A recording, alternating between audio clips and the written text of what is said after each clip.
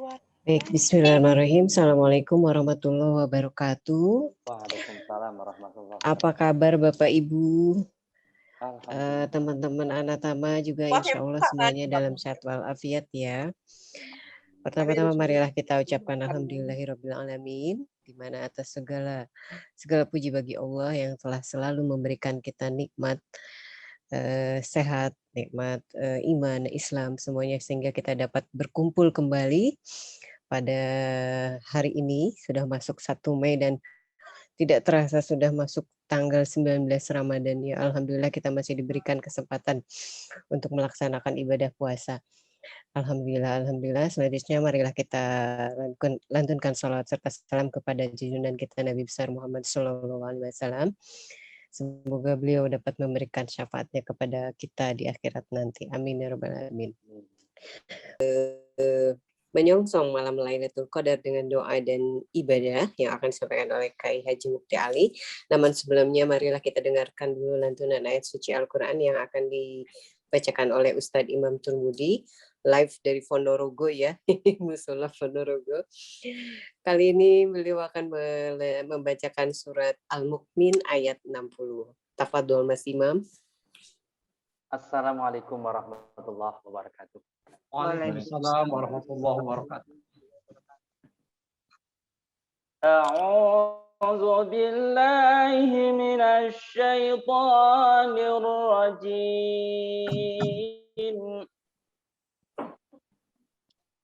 Bismillahirrahmanirrahim.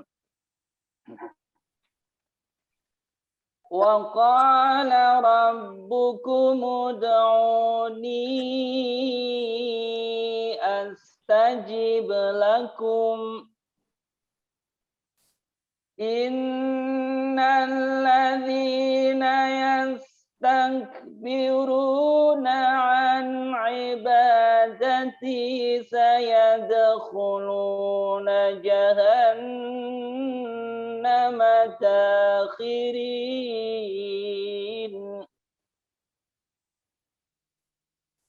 Allahul ladzi ja'ala lakumul laila litaskunu fihi wan nahara mubsira. Inna Allaha ladzu fadlin 'alan nasi walakinna aktsaran nasi la yashkurun. Dzalikumullahu rabbukum khaliqu kulli syai' la ilaha illa huwa fa anna tufakun. Bismillahirrahmanirrahim. Inna anzalnahu fi lailatul qadr wa ma adraka ma lailatul qadr. Lailatul qadri khairum min alfi syahr. Tanazzalul malaikatu war-ruhu fiha biizni rabbihim min kulli amrin salam.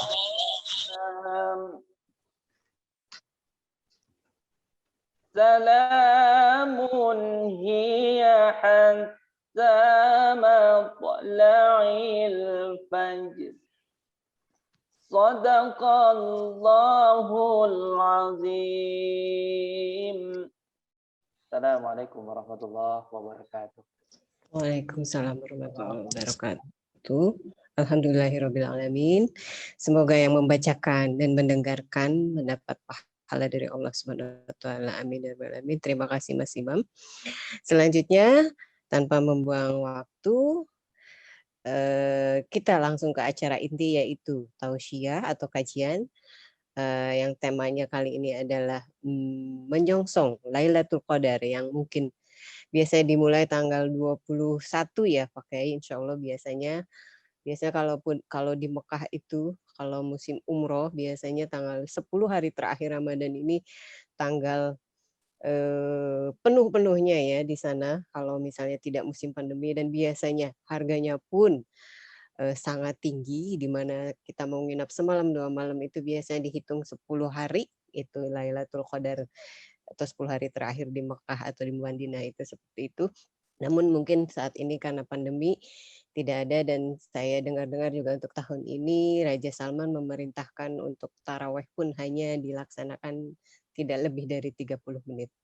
Baik, itu tadi mengenai umroh dan haji, dan sampai saat ini pun mengenai umroh dan haji untuk Indonesia belum ada kabar apapun dari Saudi Arabia. Mungkin nanti minta tolong di akhir acara kita berdoa sama-sama semoga kita diberi kemudahan kembali untuk beribadah ke sana. Amin ya rabbal alamin. Baik, silakan Pak Kiai. Kajiannya dimulai untuk mengenai menyongsong Lailatul Qadar dengan doa dan ibadah. Tafadhol Pak Kiai, silakan. Terima kasih Pak Nur. Assalamualaikum warahmatullahi wabarakatuh. Waalaikumsalam warahmatullahi wabarakatuh. Bismillah walhamdulillah wassalatu wassalamu ala man la nabiyya ba'dah Sayyidina wa Maulana Muhammad ibn Abdullah al-qaimi bihuquqillah wa ala alihi wa sahbihi wa mawalah amma ba'd. Puji dan syukur mari kita panjatkan kehadirat Allah Subhanahu wa taala zat yang Maha Ghafur. Salat barakikan salam kita haturkan kehadiran baginda Nabi besar Muhammad sallallahu alaihi wasallam tasliman katsira. Baik Bapak Ibu sekalian dirahmati Allah, Bapak Budi selaku pimpinan Natama Travel besar Sapuru yang dimuliakan Allah. Pada kesempatan petang hari ini kita akan bahas seputar Lailatul Qadar, atau tepatnya dengan tema menyongsong Lailatul Qadar dengan doa dan ibadah. Baik, Lailatul Qadar tadi sudah sedikit disampaikan oleh Mbak Nunung, bahkan tadi ayatnya sudah disampaikan oleh Ustaz Imam Turmudi. Ini sudah sangat familiar di tengah kita tentang malam Lailatul Qadar. Namun barangkali ada yang lupa kapan itu diturunkan oleh Allah Subhanahu wa taala, kemudian yang melatar belakangi Lailatul Qadar itu apa? Artinya sebab diturunkannya surat Al-Qadar yang di dalamnya berisi tentang penjelasan apa itu malam Lailatul Qadar, insyaallah akan saya sampaikan pada petang hari ini. Baik, hari ini kita menginjak hari ke-19, besok ke-20, artinya besok kita mulai masuk kepada 10 hari terakhir bulan Ramadan. Ya, hari-hari yang sungguh luar biasa, ini 10 hari terakhir yang sangat ditunggu-tunggu dan dinanti-nanti oleh segenap umat Nabi Muhammad SAW, karena ada satu malam yang dirahasiakan oleh Allah, namun juga anggaplah kisi-kisinya begitu ya, ataupun garis besar sudah disampaikan oleh Nabi Muhammad SAW, dan ulama sudah membahas tentang hal itu. Intinya malam Lailatul Qadar hanya diturunkan oleh Allah pada 10 malam terakhir, tepatnya di malam-malam ganjil. Imma di malam 21, di malam 23, malam 25, atau malam 27, atau malam 29. Nah, berdasarkan pengalaman para ulama-ulama yang as-shalihin, tentunya juga para sahabat, mereka juga ada berpengalaman bahwa malam itu ada di malam 27 dan sebagainya. Namun mengapa dirahasiakan? Ulama juga menjelaskan itu agar kita semua bersungguh-sungguh pada malam tersebut untuk bermunajat kepada Allah, meningkatkan kualitas ibadah kita, agar Allah berkenan menganugerahkan malam yang luar biasa ini. Malam kemuliaan. Lailatul Qadar, salah satu arti Lailatul Qadar itu adalah malam kemuliaan. Karena malam tersebut, atau ibadah pada malam tersebut, lebih baik daripada 1000 bulan. Nah, 1000 bulan kalau diukur dengan tahun berarti 80 sekian tahun itu, Masya Allah. Nah, baik, berdasarkan hadis Nabi SAW yang diterima dari Sayyidah Aisyah radhiyallahu anha, di mana beliau berkata, Sayyidah Aisyah berkata, karena Rasulullah SAW adalah Rasulullah SAW, idza dakhala al-ashr, apabila memasuki 10 hari terakhir di bulan Ramadan, atau apabila tiba 10 hari terakhir kepada beliau di bulan Ramadan, syadda mi'zarahu. Pertama, beliau i'tazalun nisa. Syadda mi'zarahu artinya menjauhi istri beliau dari tempat tidur. Menjauhi istri beliau dari tempat tidur. Untuk apa? Untuk melakukan i'tikaf di masjid. Wa ahya lailahu, kemudian menghidupkan malam-malamnya. Malam-malam 10 hari terakhir itu dengan beribadah kepada Allah, berzikir, bermunajat kepada Allah. Salah satunya adalah dengan qiyamul lail, yaitu tarawih. Dulu sudah dibahas qiyamul lail di bulan Ramadan adalah suatu tarawih, karena dulu di zaman Nabi dan di awal-awal tarawih itu diberlakukan itu setelah pertengahan malam, menjelang subuh dari jam 1 ke atas begitu. Hanya saja waktu itu belum ada jam. Adapun ditarik kepada Isya itu dari sejak Sayyidina Umar bin Khattab radhiyallahu anhu. Nah, jadi hidupkan malam-malamnya dengan qiyamul lail, dengan zikir, dengan tilawatul Quran dan seterusnya. Wa aiqadha ahlahu, dan Nabi membangunkan keluarganya. Jadi apabila tiba 10 hari terakhir atau 10 malam terakhir di bulan Ramadan, maka Nabi SAW menjauhi istrinya dari tempat tidur, dalam arti tadi i'tikaf di masjid, kemudian menghidupkan malam-malamnya dengan ibadah, dan membangun keluarganya untuk sama-sama beribadah, bermunajat kepada Allah Subhanahu wa taala. Rawahul Bukhari wa Muslim. Hadis ini diriwayatkan oleh Imam Bukhari dan Muslim. Nah, kita ketika menghadapi 10 hari terakhir bulan Ramadan ini, tentunya selaku umat Nabi Muhammad SAW, seharusnya kita mengikuti apa yang beliau lakukan. Ya, kita mempersiapkan diri ya, dengan penuh harap kepada Allah Subhanahu wa taala. Kita yakin Allah Maha mengabulkan doa, bahkan tadi ayat yang sudah dibacakan oleh Al-Ustaz Imam Turmudi, di antara ayat yang beliau baca, ud'uni astajib lakum, yang artinya mohonlah padaku, pasti akan aku kabulkan permohonanmu. Karena Allah la yukhliful mi'ad, Allah tidak pernah mengingkari janji. Jaminan pengijabahan, pengkabulan doa sudah Allah nyatakan dalam ayat suci. Tinggal kita berikhtiar melakukan hal yang terbaik, yaitu diantaranya mengetahui syarat-syarat dijabahnya doa, ya, suci dari hadas kecil dan hadas besar, kemudian juga suci artinya batiniah kita, membersihkan hati dari segala kotoran-kotoran hati, ya, dengan istighfar, dengan taubat-taubatan nasuha, kemudian juga pastikan makanan yang kita konsumsi, minuman dari sumber yang halal dan dari jenis makanan dan minuman yang halal. Itu diantara syarat-syarat dijabahnya doa. Kemudian juga mencari waktu-waktu mustajab. Di antaranya setiap hari di bulan Ramadan ini waktu-waktu mustajab. Ketika akan berbuka puasa, menjelang berbuka itu juga waktu mustajab. Di hari Jumat dari pagi hingga petang itu waktu-waktu mustajab. Ya, kemudian juga di malam hari dan setiap setelah sholat 5 waktu itu juga waktu-waktu mustajab. Nah, maka kita gunakan waktu-waktu ini, kesempatan yang luar biasa ini untuk bermunajat mohon kepada Allah, khususnya di 10 hari terakhir ini. Pertama, Allah menganugerahkan kesehatan kepada kita, sehat walafiat, kekuatan, kemudian juga keimanan, ketakwaan yang meningkat, dan Allah berkenan menganugerahkan malam Lailatul Qadar. Seperti tadi dalam ayatnya dibacakan oleh Ustaz Imam, yaitu dalam surat Al-Qadar, ya, satu surat khusus membahas tentang Lailatul Qadar, malam kemuliaan ini. Jadi sebab diturunkannya surat Al-Qadar ini, suatu ketika Nabi SAW bercerita kepada para sahabat bahwa dulu di zaman umat-umat terdahulu ada seseorang yang bernama Samsun, versi yang lain Sam'un. Ya. Dia seorang pahlawan, pejuang sejati yang selama 80 tahun dia berjihad di jalan Allah, ya, membela agama Allah, berperang.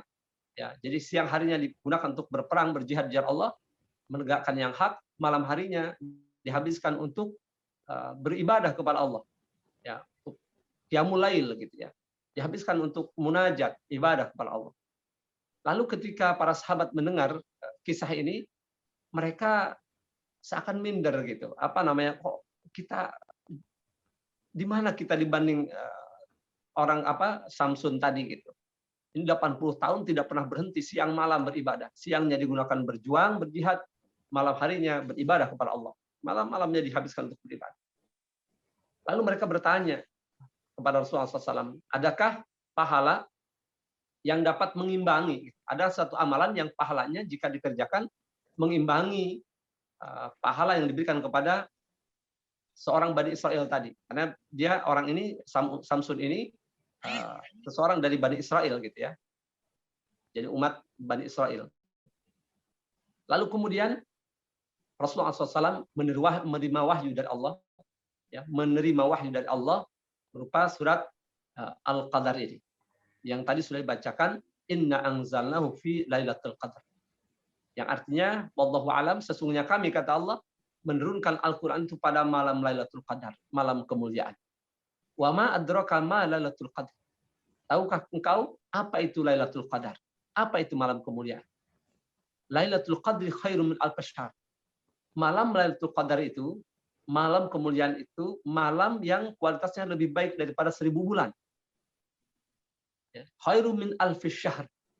Jadi dari ayat ini saja sudah terjawab bahwa siapapun dari umat Kanjeng Muhammad SAW yang mendapatkan anugerah malam Lailatul Qadar itu, maka pahalanya lebih baik daripada Samsun tadi yang beribadah selama 80 tahun, siangnya digunakan untuk berjuang membela agama Allah, malamnya untuk ibadah, tahajud dan sebagainya, gitu ya. Untuk qiyamul lail ternyata masih bisa dikalahkan, gitu ya, pahalanya dengan satu malam saja. Ini bagi umat Nabi Muhammad. Belum lagi malam-malam dan ibadah-ibadah yang lain. Nah, inilah salah satu keistimewaan yang Allah berikan kepada umat Nabi Muhammad SAW.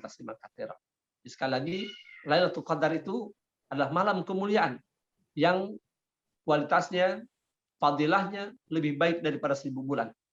Tanazzalu malaikatu ruhu fiha. Di mana pada malam tersebut para malaikat diturunkan oleh Allah Subhanahu wa taala dengan malaikat Jibril, ya, untuk mengurusi semua urusan. Biizni rabbihim, dengan izin Tuhan mereka, yakni izin Allah Subhanahu wa taala. Ya, untuk mengurusi segala urusan.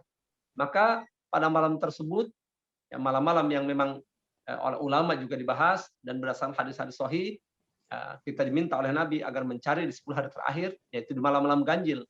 Namun juga di malam-malam genapnya tidak boleh kita lengah gitu ya. Maka afdolnya memang beriktikaf selama 10 hari itu. Selain fadilah iktikaf itu sendiri luar biasa. Dalam sabda Nabi alaihi wasallam, "Man i'takafa yauman ibtigha wajhillah azza wajal", barang siapa yang beriktikaf 1 hari saja dengan mengharapkan ridho dan balasan pahala dari Allah Subhanahu wa taala, ja'alallahu bainahu wa bainan nar, Allah akan menjadikan antara dia dengan api neraka itu qanadik, tarata qanadik. Allah akan jadikan benteng penghalang atau jurang penghalang antara dia dengan api neraka itu, tarata qanadik, dengan 3 jurang. Ya, 3 jurang atau 3 parit besar gitu. Ya. Dan setiap wa kullu khandakin, setiap satu khandaknya itu, satu jurangnya itu, ab'anu mimma bainal khafiqain. Ya, jaraknya antara satu khandak, satu jurang dengan jurang yang lain itu sejauh antara masyrik dan maghrib, timur dan barat. Artinya bahwa orang ini dijamin diselamatkan dari adab api neraka. Itu barang siapa yang beriktikaf 1 hari saja dengan niat karena Allah dan hanya mengharap ridho Allah dan pahala dari Allah, maka Allah akan jauhkan dia dari azab api neraka. Bahkan tadi dalam hadis Allah jadikan penghalang, yaitu 3 jurang antara dia dengan api neraka. Jarak antara satu jurang dengan yang lainnya sejauh antara timur dan barat. Demikian dalam hadis. Kemudian ada lagi yang ternyata lebih dahsyat dari itu. Ya. Jadi hadis ini panjang, yaitu sabda Nabi SAW, "Man masya fi hajati akhihi", barang siapa yang berjalan untuk menyelesaikan urusan saudaranya, imma saudara karena kedekatan karib kerabat atau saudara sesama seiman seagama, ya. Barang siapa yang berjalan untuk menuntaskan menyelesaikan, membantu permasalahan saudaranya, kana khairan lahu, maka lebih baik baginya min i'tikafi 10 sinin, daripada i'tikaf 10 tahun. Lebih baik daripada i'tikaf selama 10 tahun. Bayangkan, tadi 1 hari saja seperti itu fadilahnya. Nah, ini 10 tahun. Ternyata membantu menyelesaikan urusan saudara kita, baik saudara yang karena keterikatan nasab begitu, keterikatan darah, ataupun saudara seiman seagama. Nah, ini luar biasa. Maka ketika ada saudara kita nih, selama di 10 hari terakhir bulan Ramadan khususnya, ada yang meminta bantuan kita, baik dari hal apapun, ya, masalah-masalah yang dihadapi, ini fadilahnya luar biasa. Tapi dengan satu catatan, ya, ikhlas tanpa pamrih karena Allah Subhanahu wa taala. Baik. Kemudian juga di malam Lailatul Qadar ini, karena Allah Subhanahu wa taala menjanjikan, ya, melalui lisan Nabi SAW tentang pengijabahan doa, kemudian dilipat gandakannya pahala kebajikan pada malam tersebut, hingga tadi dalam hadis lebih daripada 1000 bulan fadilahnya itu, ya, melebihi daripada seorang Samsun, ya, yang beribadah selama 80 tahun tidak pernah berhenti. Namun anugerah yang diberikan kepada umat Nabi Muhammad luar biasa. Maka pertama, dari mulai besok kita memperbanyak doa kepada Allah Subhanahu wa taala agar Allah berkenan menganugerahkan malam tersebut.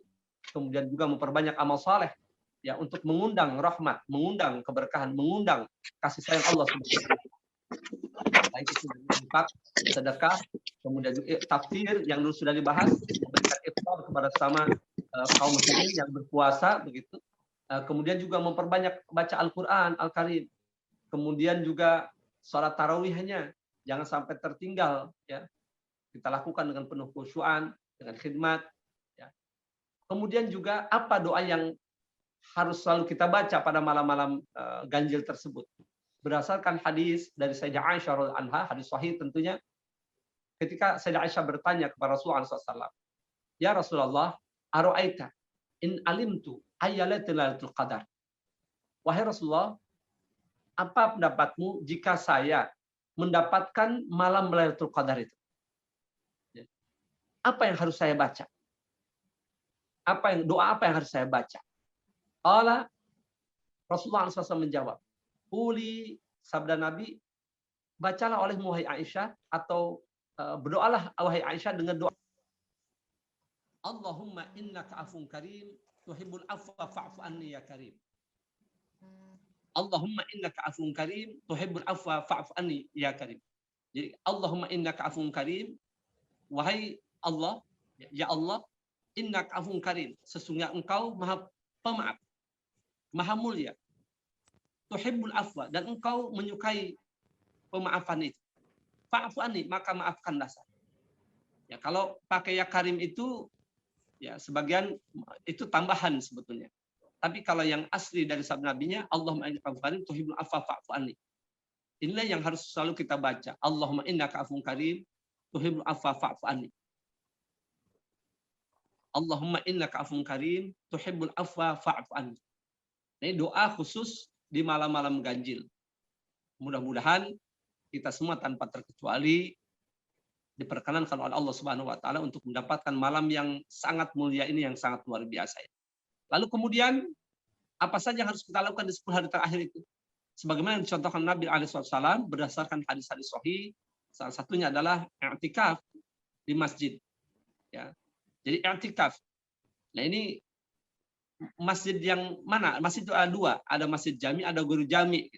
Masjid jami itu masjid yang digunakan untuk melaksanakan sholat Jumat, masjid guru jami masjid yang tidak digunakan untuk sholat Jumat. Ada yang lebih kecil, itu musola.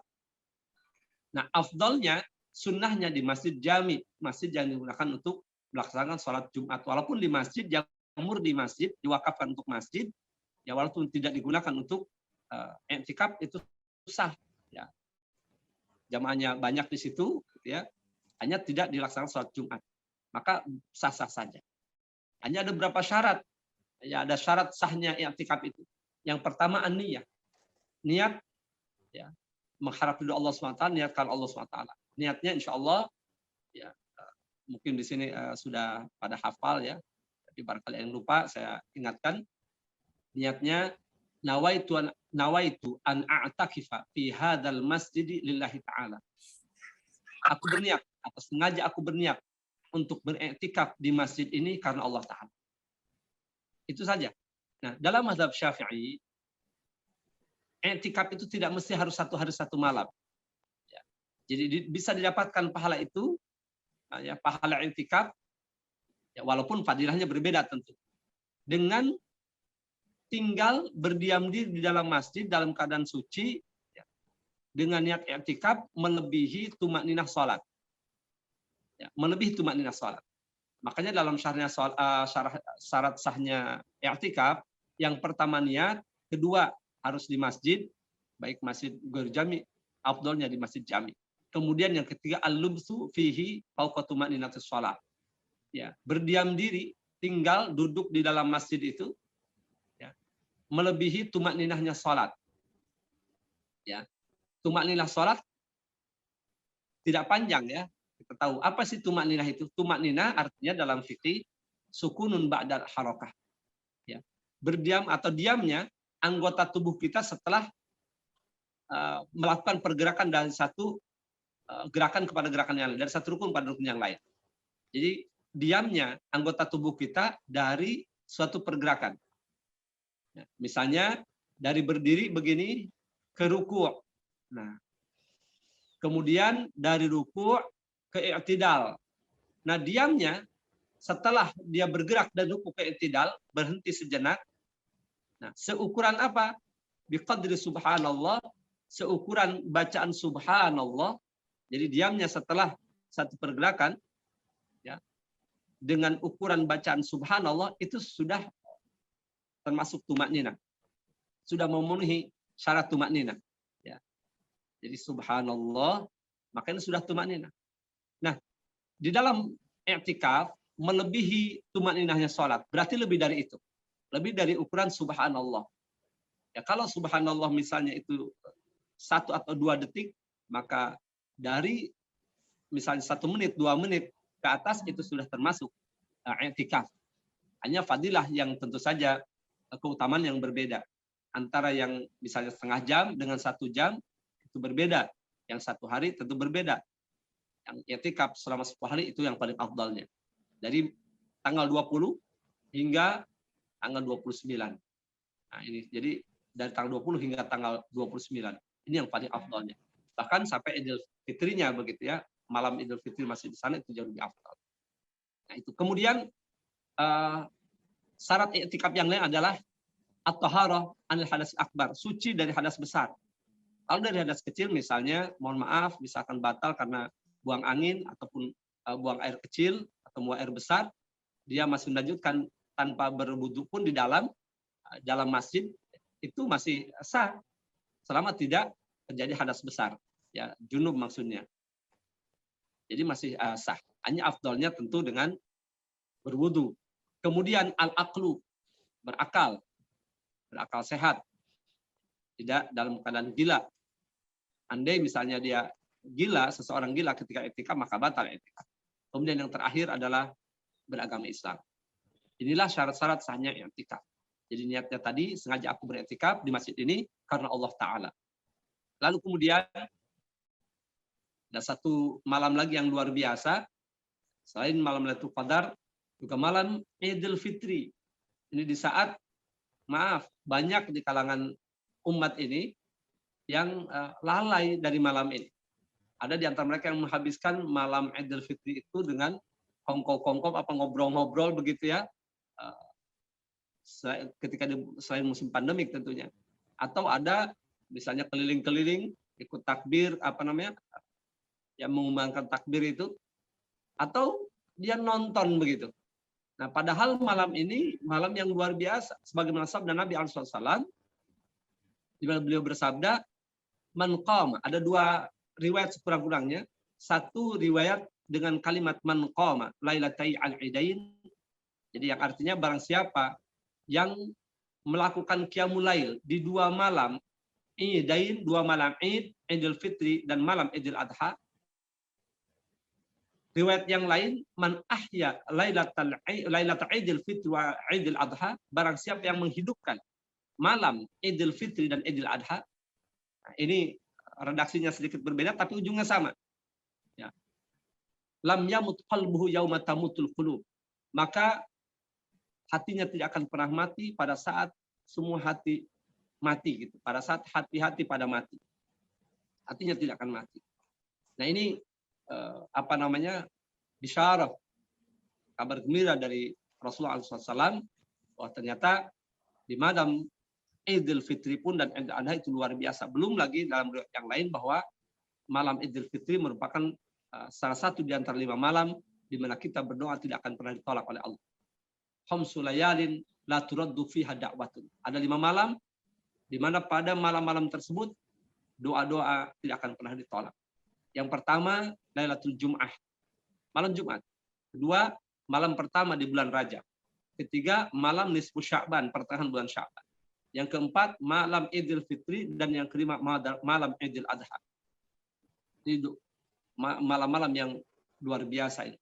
Ya, di mana kita berdoa, siapapun yang berdoa pada malam tersebut tidak akan pernah ditolak doanya, alias selalu diijabah oleh Allah Subhanahu. Nah, maka kesempatan-kesempatan ini untuk kita perhatikan agar sampai jangan terlewat, karena kita tidak ada yang yakin bahwa umur kita akan sampai kepada Ramadan berikutnya. Walaupun kita optimis dan kita selalu berdoa agar Allah berkenan memanjangkan umur kita dalam keadaan sehat afiat sampai kepada Ramadan berikutnya, sampai Ramadan yang akan datang dalam keadaan selamat, sehat, jasmani maupun rohani.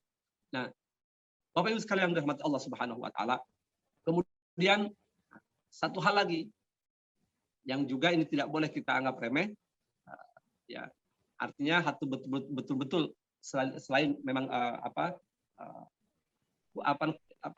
amal-amaliyahnya kita perhatikan, tapi kualitasnya juga, yaitu zakat fitrah. Nah, zakat fitrah, kapan sih waktunya yang paling afdol? Waktu yang paling afdol zakat fitrah itu dikeluarkan setelah sholat subuh hingga sebelum sholat Idul Fitri. Jadi dari sholat subuh hingga sholat Idul Fitri itu yang paling afdal. Tapi permasalahannya ada kekhawatiran karena waktunya sempit tidak mendapatkan orang yang berhak menerima zakat fitrah. Maka kita ambil waktu wujub. Jika kita yang membayarkan sendiri, ya, tidak dititipkan di masjid misalnya. Kapan waktu wujubnya, waktu wajibnya? Itu dari ba'da ghurubi syams, dari semenjak terbenamnya matahari, artinya masuknya waktu maghrib, hingga ya dan mulai saat itulah waktu wajibnya hingga subuh nanti. Itu waktu wajib. Adapun waktu jawaz, waktu diperbolehkannya kita mengeluarkan zakat, artinya sah dari mulai hari pertama bulan Ramadan, itu sudah boleh. Jadi sekarang pun biar misalnya nanti tidak kepikiran, tidak kesusu begitu, dari sekarang dibayarkan itu tidak masalah. Ada 3 waktu. Waktu jawaz, waktu wujub, dan waktu afdhaliyah. Ada waktu yang dimakruhkan, bahkan waktu haram. Waktu dimakruhkan ya jika misalnya melebihi salat Idul Fitri tanpa alasan udzur syar'i. Bahkan diharamkan sampai misalnya melebihi dari hari raya Id. Karena dalam hadis kan Rasulullah SAW zakat al-fitri. Rasulullah SAW mewajibkan zakat fitrah tuhratan lisaimi minalagwi warafat. Ya, Rasulullah mewajibkan, mempardukan zakat fitrah ini untuk membersihkan dari perkataan-perkataan yang sia-sia, perkataan-perkataan yang tidak ada manfaatnya, tidak ada faedah, dan dari rafat, dari perkataan-perkataan yang kotor, perkataan-perkataan yang berbau, mohon maaf, porno gitu, para perkataan-perkataan yang tidak baik. Wa tu'matan lil masakin, dan juga sebagai bentuk pemberian makanan kepada fakir miskin. Ya. Karena mereka pada saat-saat itu sedang sangat membutuhkan. Kemudian tu'matan lil masakin, faman addaha, barang siapa yang menunaikan zakat fitrah tersebut qabla salati, sebelum salat Idul Fitri, fahiya zakatun makbulatun, maka dia termasuk zakat yang diterima, zakat makbulah. Faman addaha ba'da shalah, barang siapa yang menunaikan zakat fitrah tersebut setelah salat Idul Fitri, fahiya shadaqatun minas shadaqat, maka dia hanya tergolong gitu, sedekah dari sedekah-sedekah biasa. Jadi tidak termasuk zakat lagi. Kecuali memang ulama membahas jika ada udzur syar'i. Misalnya pada pagi itu atau dari malam dia tidak menemukan, atau dia sedang menunggu orang yang miskin tapi soleh dia.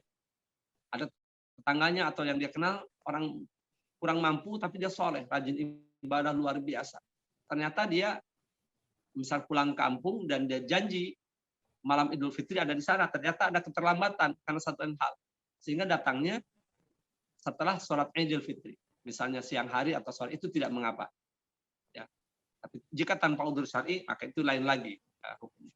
Nah, namun keberhati-hatian tetap kita keluarkan sebelum waktu yang sempit itu, gitu ya, untuk keberhatian imam pada maghribnya atau sebelum hari raya itu. Nah, ikhwatul iman yang dimuliakan Allah Subhanahu wa taala, itulah tadi sedikit tentang apa itu Lailatul Qadar, kemudian juga apa yang melatar belakangnya diturunkannya surat Al-Qadar itu, atau yang disebut dengan asbab nuzul, sebab diturunkan surat tersebut, kemudian juga fadilah i'tikaf, kemudian juga tentang zakat fitrah, dan satu hal lagi, Nabi juga bersabda tentang kaitan zakat fitrah ini, Shaumu Ramadhana mu'allakun baina samal ardh. Kata Nabi, puasa Ramadan ini pahalanya tergantung antara langit dan bumi. La yurfa'u illa bi zakatil fitri. Dia tidak akan diangkat, maksud tidak diterima oleh Allah kecuali dengan dikeluarkan zakat fitrah, ditunaikan zakat fitrah. Ini ibadah sosial yang luar biasa. Jadi ibadah vertikal pun, ya ibadah kita dengan Allah Subhanahu wa taala, ya, ternyata depending jika ibadah sosial kita bermasalah begitu. Ibadah saum yang luar biasa ini pahalanya depending tidak diangkat kecuali jika ditunaikan zakat fitrah. Nah, maka sekali lagi tentang zakat fitrah ini kita harus menjadi perhatian yang luar biasa. Lalu kemudian ada permasalahan baru. Nah, zakat fitrah itu mestinya kan dengan makanan pokok, itu ya. Kalau di Arab sana dengan korma, seperti sabda Nabi SAW, ya, dijelaskan dalam hadis. So'an min tamrin, satu sok dari tamar. Satu sok itu 2 kilo 7, sekian on, atau 2 kilo 8 on lah. Dibulatkan jadi 3 kilo, itu lebih afdal. Nah sekarang dikiaskan dengan makanan pokok di negeri kita, yaitu beras. Yaitu dengan 2 atau 3 kilo beras. Gitu. Nah, lalu apakah boleh dengan uang? Yang membolehkan dengan menggunakan uang atau bil qimah itu hanya madhab Hanafi. Madhab Hanafi membolehkan dengan uang, sehingga ulama-ulama dari madhab Syafi'i, madhab Hambali, juga Maliki bertaklid kepada madhab Hanafi. Karena dengan alasan saat ini lebih anfa, lebih bermanfaat. Lalu misalnya ada yang mengatakan, ini kan madhab Hanafi boleh dengan qimah itu, ya dengan uang itu harus seharga dengan zakat atau makanan pokok di Arab sana, yaitu sesuai dengan nas dalam hadis, yaitu kurma. Berarti ukurannya ukuran harga kurma. Dan juga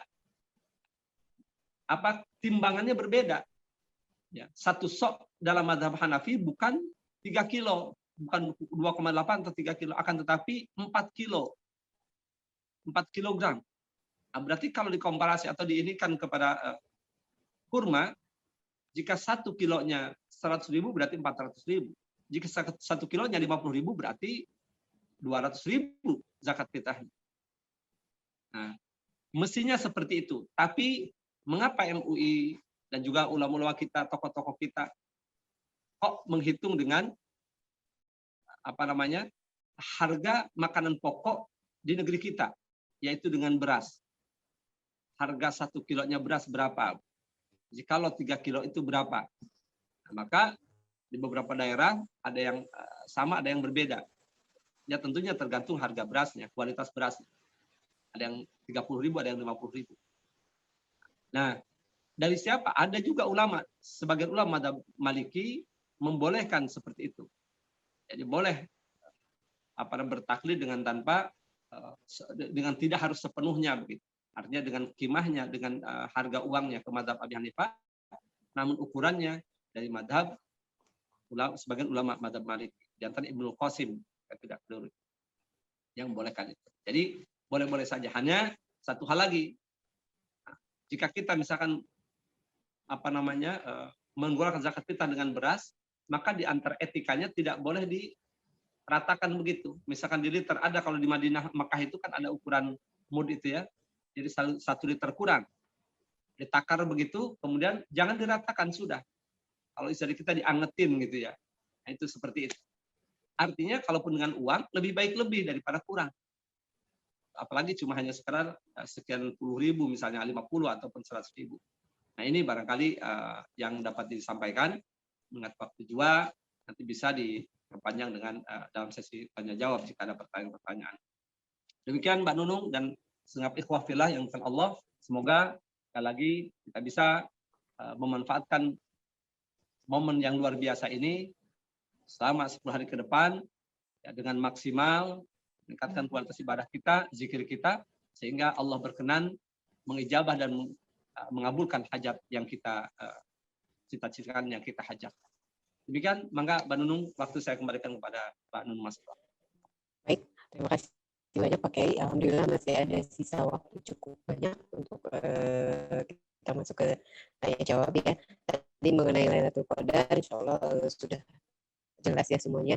Kalau Lailatul Qadar itu malam yang dimuliakan oleh Allah Subhanahu wa Ta'ala karena lebih baik dari 1000 bulan. Nah, untuk yang bertanya mungkin bisa dinyalakan video atau suaranya nanti oleh host. Kalau sebelumnya saya ada satu pertanyaan Pak Kiai. Untuk ibu-ibu mengisi Lailatul Qadarnya dengan apa? Gitu. Ibu-ibu atau wanita yang tidak mungkin melakukan itikaf di masjid ya. Kira-kira ada alternatif lain atau ada ibadah lain yang apa yang bisa dilakukan? Kayak Baik, suaranya kurang keras ya, Mbak? Kurang keras ya. Baik, itikaf kan umumnya laki-laki ya yang di masjid, sementara sepengetahuan saya wanita itu tidak terlalu disarankan untuk itikaf di masjid. Nah, apakah yang ibadah apa yang jadi alternatif bisa dilakukan oleh wanita atau ibu-ibu untuk mengisi malam Lailatul Qadar ini? Baik, ya, ibadah yang banyak ibadah yang bisa dilakukan oleh kaum ibu ya, oleh para istri ini, masya Allah. Di antaranya tadi memperbanyak zikir, banyak baca Al-Quran, kecuali yang menstruasi ya, mohon maaf, karena menstruasi tidak boleh membaca Al-Quran dengan keras, dengan jahar, kecuali dalam hati. Tidak boleh menyentuh Al-Quran, memegang Al-Quran, membawa Al-Quran, tidak boleh. Ya. Nah, tapi berzikir boleh dalam hati, membaca ayat Al-Quran dalam hati boleh. Jadi itu bagi kaum ibu memperbanyak baca Al-Quran, karena afdhalul dzikri, paling afdhalnya zikir adalah tilawatul Quran, ya, membaca kitab Al-Quran. Jikapun tidak, tadi doa yang warid dari Kanjeng Nabi Muhammad SAW ketika Sayyidah Aisyah bertanya, apa yang harus saya baca? Bacalah Allahumma innaka afuwun karim tuhibbul afwa fa'fu anni. Itu diperbanyak. Nah, kemudian juga istighfar ya. Istighfar, mohon ampun, astagfirullahaladzim, dan juga bisa disebut astagfirullahaladzim, Allahumma innaka afuwun karim tuhibbul afwa fa'fu anni, astagfirullahaladzim, boleh. Itu ya. Sebanyak-banyaknya. Jadi bisa. Kemudian berkhidmat kepada suami, ini juga luar biasa. Ya, berkhidmat kepada suami, menyiapkan apa yang harus disiapkan, ya, nanti untuk sahurnya, untuk berbuka dan seterusnya. Jadi membuat suami gembira, bahagia, ini luar biasa. Fadilah keutamaan tersendiri dan ibadah tersendiri. Itu diantaranya, Mbak Nung. Baik, banyak ya, dari banyak. Mungkin yang lainnya silakan, kalau yang tidak mau berbicara bisa dimasukkan di chat, kolom chat pertanyaannya. Pak Haji Ramdanuddin, apakah ada yang ditanyakan? Halo, tolong di-unmute mungkin host. Belum, nanti kita nyusul. Oh, belum Bapak ya, baik. Yang lain silakan, mungkin ada pertanyaan. Bisa di chat atau bisa juga dilambaikan ya, di sini ada bisa melambai tangan ya sebetulnya, bisa reaksi. Terus yang lain mungkin dari Ibu. Waalaikumsalam. Silakan Mbak Dini. Ya, izin bertanya Pak Kiai. kan kita mengejar malam Lailatul Qadar ya Pak Kiai ya. Pertanyaannya, kita bisa tahu nggak bahwa kita mendapatkan malam Lailatul Qadar itu atau tidak?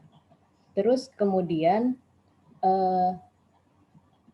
apakah malam Lailatul Qadar itu didapatkan oleh semua orang yang beribadah di malam itu, hanya orang-orang yang memang dipilih oleh Allah untuk mendapatkan malam tersebut?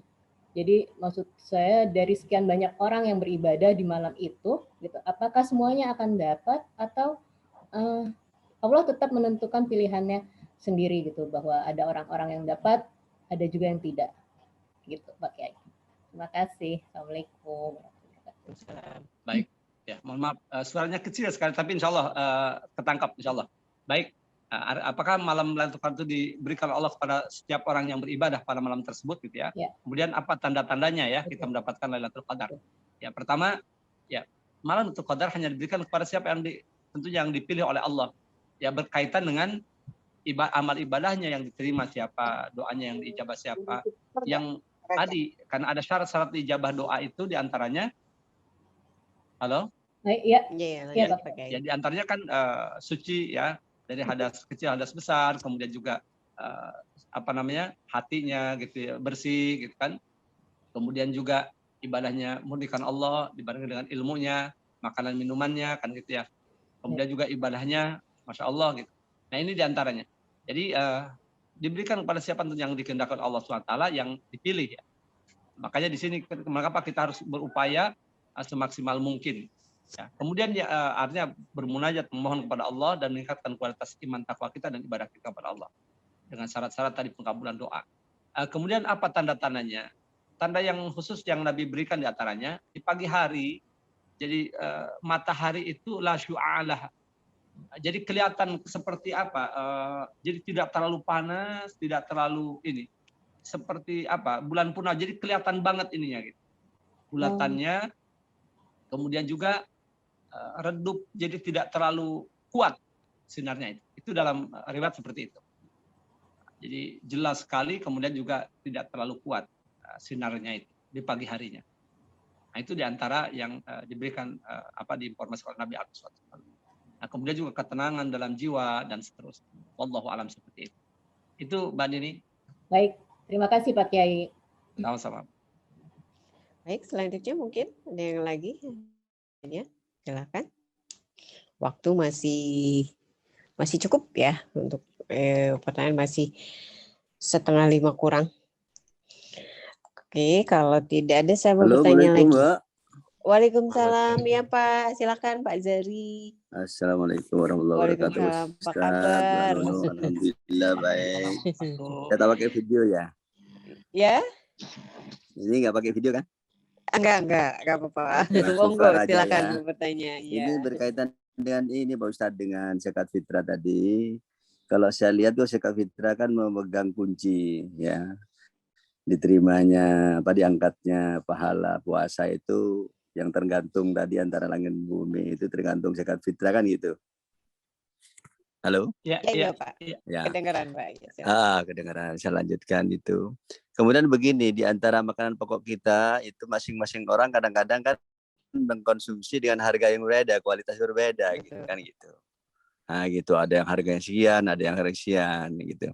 Nah umumnya sekarang itu kan ada panitia zakat fitrah, amil zakat gitu. Pada saat kita mengkonversi makanan pokoknya masing-masing itu berbeda, terus diserahkan kepada amil zakat, nanti dibelikan dengan beras yang kualitas yang sama rata kan gitu. Nah kira-kira pilihannya itu lebih bagus dia dizakatkan langsung sendiri tidak melalui amil zakat atau bagaimana menurut Ustadz gitu. Gitu Abdulnya, karena mereka tuh berniat saya makannya dengan kualitas seperti ini, masa saya zakat dengan kualitas ini kan gitu, kira-kira seperti itu. Gitu kira-kira Abdulnya bagaimana Ustadz? Demikian, terima kasih. Assalamualaikum warahmatullahi wabarakatuh. Waalaikumsalam. Ya, baik, saya jawab langsung ya. Halo? Ya Ustadz, langsung. Ya, baik ya. Ya, memang yang paling afdol yang makanan pokok yang dikonsumsi oleh tiap individu itu ya. Kalau misalnya yang kualitas, mohon maaf, misalnya beras yang biasa dia mengkonsumsi beras yang harga per liter misalnya 15.000. ya seperti misal beras apa tuh Cianjur apa namanya itu yang paling bagus itu kalau kita ya, apalah namanya gitu. Nah itulah yang harus yang kita tunai, yang kita keluarkan. Nah adapun permasalahan misalnya ketika diserahkan ke amil zakat, ya bisa itu dipesankan kepada mereka, para panitia itu, bahwa kami ingin yang beras seharga ini, misalnya seperti itu. Andai misalnya mereka tidak sanggup, adanya bisa standar beras biasa, ya bisa oleh kita sendiri begitu. Kita cari siapa fakir miskin itu tidak masalah itu. Iya. Kita misalkan tidak akan merusak hubungan baik antara kita dengan ini gitu, dengan siapa panitia misalnya. Kita aktif di masjid, kenal baik misalnya. Ternyata sekiranya kita tidak bayar kepada beliau, membuat beliau kecewa dan sebagainya, itu lain lagi. Ya, ya seperti itu. Jadi dipesankan saja. Dan yang terbaik seperti yang Bapak sampaikan tadi, yang kualitasnya yang bagus, yang lebih mahal, yang sesuai dengan apa namanya dikonsumsi oleh kita si yang mengeluarkan zakat itu. Musabel ya, Musaki. Begitu, Pak. Ya, baik. Terima kasih Ustadz. Sama-sama, Pak. Terima kasih Pak Jari. Sebetulnya ada 2 pesan nih, cuma laptop saya kurang ini. Mungkin boleh host dibacakan pertanyaannya? Ada dari Pak Ramdanuddin sama Pak Anton Hendarko ya. Kita tolong. Pertanyaan dari Pak Ramdanuddin. Pak Ustadz, kondisi COVID seperti ini sekarang yang tidak mengharuskan ke masjid, apa untuk Bapak boleh itikaf di rumah saja? Kurang keras, tolong dikerasin sedikit. Kondisi COVID seperti sekarang yang tidak mengharuskan ke masjid, apa untuk Bapak boleh itikaf di rumah saja, Pak Kiai? Ya, baik, terima kasih. Ya, mengenai itikaf, jika tidak dibolehkan di masjid, memang syaratnya harus di masjid ya. Tapi di rumah itu karena keadaan darurat, ya kita berzikir, membaca doanya di rumah saja. Ya, jika dalam kondisi seperti ini, misalnya di satu daerah yang mohon maaf, zona merah atau zona yang memang oleh pemerintah tetapkan itu waspada begitu sehingga tidak diperkenankan ke masjid, maka di rumah saja. Jadi misalnya ada satu ruangan, satu ini digunakan untuk itu. Walaupun ya kita digunakan untuk berzikir di sana. Kita serahkan pada Allah. Memang dalam mazhab Abi Hanifah, ya kalau saya tidak keliru itu diperbolehkan untuk menjadikan satu tempat ini untuk beriktikaf, khususnya untuk para ibu gitu. Nah untuk bapak-bapak yang memang karena darurat, bahkan sholat id pun misalnya di masjid tidak diadakan karena ada pandemik misalnya, ya sudah di rumah diadakan seperti itu ya, dengan keluarga. Jadi kalau misalnya dalam keadaan darurat seperti itu tidak masalah di rumah, begitu. Baik, tidak masalah ya itikaf di rumah. Selanjutnya pertanyaannya ada satu lagi sepertinya. Selanjutnya. Assalamualaikum. Waalaikumsalam. Waalaikumsalam. Silakan Bu Hajat Titik, silakan. Nanti. Ya, mau nanya Pak Ustadz. Baik. Satu, apakah kalau misalnya kita kan zakat ke masjid ya, tapi kan kadang saya nggak bisa ke masjid, terus saya titip ke suami. Terus tapi ada orang bilang kalau zakat itu harus menyalurkan sendiri gitu. Jadi harus ke masjid sendiri, harus istilahnya akad sendiri gitu kan. Apakah benar apa emang saya bisa titip atau saya harus datang? Satu itu. Kedua, saya kebenaran kerja. Saya kerja, terus saya istilahnya saya zakat juga sendiri gitu. Tapi ada yang bilang harusnya suami yang ngasih zakatnya gitu. Nah itu yang bikin saya bingung. Tapi sih selama ini tetap saya keluarin sendiri. Akhirnya suami keluarin sendiri. Suami juga ngasih ke saya.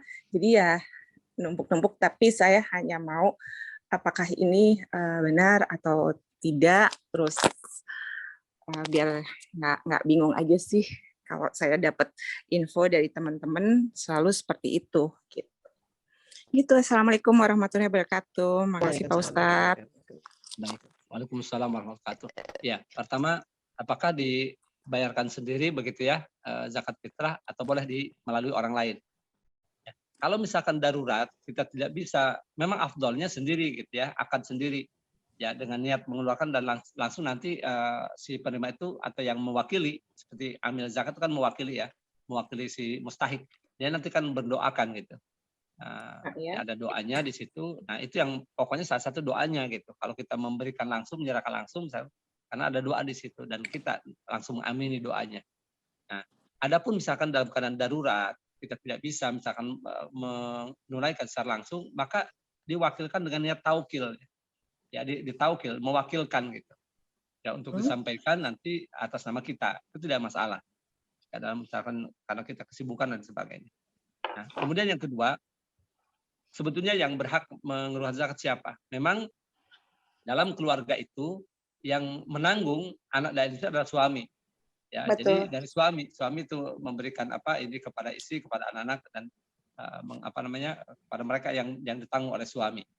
Jadi dari suami itu aturan seperti itu. Kecuali misalnya suami tidak, misalnya ada satu kasus tidak mempunyai penghasilan, sementara istri yang punya penghasilan, maka ya itu dari istri sendiri begitu. Seperti itu. Demikian, jadi Ibu. suami, ya maaf Pak Ustadz, jadi suami yang membayarkan kepada istri gitu ya Pak Ustadz? Karena selama ini yang memberi ini kan yang menafkahi gitu, yang artinya yang menanggung.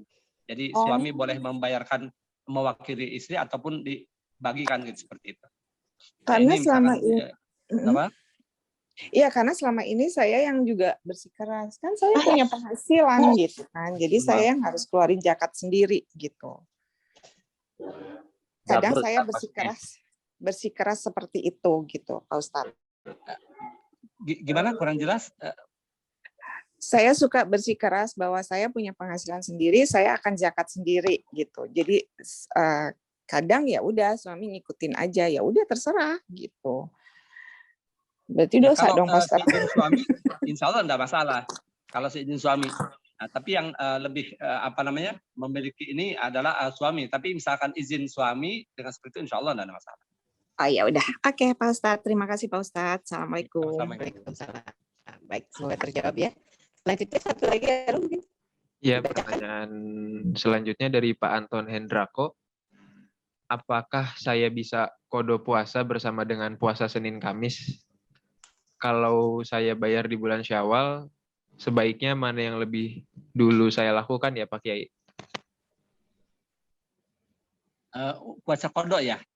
Kurang jelas tadi kodo maksudnya. Kodo dengan puasa Senin Kamis. Kalau saya bayar di bulan Syawal, sebaiknya mana yang lebih dulu saya lakukan? Baik. Yang harus lebih didahulukan mestinya puasa kodo ya. Kodo dulu itu lebih didahulukan. Nah, andai pun misalnya ada berhalangan nih dari tanggal 2, 3 itu berhalangan, sakit atau satu dan hal lah, tidak bisa, lalu kemudian di akhir-akhir itu yang bertepatan dengan Senin Kamis, ya di akhir pasti dalam sepekan itu kan ada Senin Kamisnya begitu. Nah, dengan niat dia mengqadha, insya Allah saum sunnahnya juga termasuk di situ. Gitu. Jadi kalaupun dalam keadaan begitu. Nah, andai bisa dipisah, kita qadha dulu, baru kemudian sunnah. 6 Syawalnya. Jadi yang paling afdal ada didahulukan yang fardu dulu gitu. Baik, sudah jelas mungkin. Halo. Sudah jelas. Jadi kalau misalnya ada kodo, lebih baik kita kodo dulu, baru sunnahnya gitu kan. Kalau misalnya mau melakukan, karena itu wajib ya. Ya, karena itu wajib. Karena tidak ada sunnah yang mengcover wajib ya. Adanya wajib yang mengcover sunnah gitu ya Pak. Dan satu hal Mbak Nunung, punten. Qadha itu tidak boleh dibatalkan ya. Ketika mengqadha puasa, jangan dibatalkan karena itu wajib. Jadi harus ditamatkan kecuali memang ada uzur seperti sakit dan sebagainya. Jadi jangan sampai begini, sedang mengqadha tiba-tiba kayaknya ini nih nanti aja gitu karena malas, itu haram, itu berdosa, enggak boleh. Jadi harus ditamatkan karena dia sama statusnya wajib itu. Seperti itu puasa nazar atau puasa qadha itu harus disampaikan ke maghrib. Jangan di tengah jalan gitu. Dengan alasan nanti saya qadhanya di hari berikutnya begitu. Baik. Gitu. Jangan satu alasan kecuali yang uzur dibatalkan, misalnya ada yang mau traktir dibatalin aja nggak jadi, nggak boleh ya Pak. Nah, nggak boleh. Kecuali sunnah. Puasa sunnah boleh ya kalau nggak salah itu ya. Baik. Sudah jam. Astaghfirullahaladzim, astaghfirullahaladzim, astaghfirullahaladzim, alladzi la ilaha. Allahumma shalli tasman katsira, amin ya Allah. Allahumma ij'al jam'ana hadza jam'an marhuma waj'al tafarruqana ba'dihi tafarruqan mubarakan ma'suma لا تدع فينا ولا شكوى محروما اللهم إنا نسألك رضاك والجنة ونعوذ بك من سخطك والنار اللهم إنا نسألك ليلة القدر اللهم ارزقنا ليلة القدر اللهم يا الله ربنا تقبل منا إنك أنت السميع الدعاء وإنك أنت السميع العليم وتب علينا إنك أنت التواب الرحيم اللهم يا قاضي الحاجات اقضي حوائجنا ya Allah ya Hanan ya Manan ampuni dosa kami Allah ampuni dosa kedua orang tua kami Allah ampuni dosa keluarga kami Allah ya Allah kami mohon ya Allah di hari yang mulia ini di mana Nabi Rasulullah SAW bersabda bahwa doanya orang yang sedang berpuasa pasti akan Engkau kabulkan dan tidak akan pernah Engkau tolak. Pada saat ini kami sedang berpuasa, sedang dalam keadaan berpuasa ya Allah. Kami bersimpuh memohon kepadamu agar Engkau berkenan mengabulkan hajat dan cita-cita kami Allah. Mengabulkan doa-doa kami Allah. Anugerahkan kepada kami Allah malam mulia, malam Lailatul Qadar itu ya Allah. Anugerahkan kepada keluarga kami Allah. Ya Allah ya Hanan ya Mana mudahkan segala urusan kami Allah. Mudahkan urusan anak tamat travel ya Allah. Jayakan anak tamat travel ya Allah. Sehat walafiatkan seluruh pengurusnya ya Allah. Krunya ya Allah, pimpinan ya Allah, keluarga pimpinannya, semuanya ya Allah. Amin. Ya Allah ya Hanan ya Manan, Engkau Maha tahu segala apa yang kami niatkan, yang kami hajatkan ya Allah. Kabulkan hajat kami ya Allah. Anugerahkan kepada kami kesehatan ya Allah, panjang umur dan pada sehat walafiat. Dan lapangkan rezeki kami Allah, luaskan rezeki kami Allah, mudahkan urusan kami Allah. Allahumma rabbana atina fid dunya hasanah wa fil akhirati hasanah wa qina adzabannar. Allahumma astajib lana bihaqqi subhana rabbika rabbil izzati amma yasifun wa salamun alal mursalin walhamdulillahi rabbil alamin bisirril Fatihah. Bismillahirrahmanirrahim. Terima kasih. Assalamualaikum warahmatullahi wabarakatuh. Waalaikumsalam warahmatullahi wabarakatuh. Baik, terima kasih Pak Kiai. Dan insya Allah sesi kajian Ramadan ini masih ada 2 kali pertemuan ya. Ada tanggal 8 Mei dengan Pak Kiai Haji Mukti Ali dan ada juga tanggal 4 dan 11 Mei hari Selasa oleh Ustadz Syahrudin. Jadi setiap Selasa dan Sabtu, Selasa dengan Ustadz Syahrudin dan hari Sabtu dengan Pak Kiai Haji Mukti Ali jam 16.30. Baik, terima kasih banyak atas kehadirannya. Selamat menunaikan berbuka puasa dan selamat menjemput 10 hari terakhir yaitu malam lebih baik dari 1000 bulan Lailatul Qadar. Semoga kita menjadi salah satu hamba yang diberikan nikmat Lailatul Qadar oleh Allah Subhanahu wa taala. Amin. Amin. Amin. Saya sebagai host mohon maaf atas segala kekurangan dan kesalahan. Billahi taufiq wal hidayah. Assalamualaikum warahmatullahi wabarakatuh. Waalaikumsalam warahmatullahi wabarakatuh. Sampai ketemu lagi Bapak Ibu. Sehat.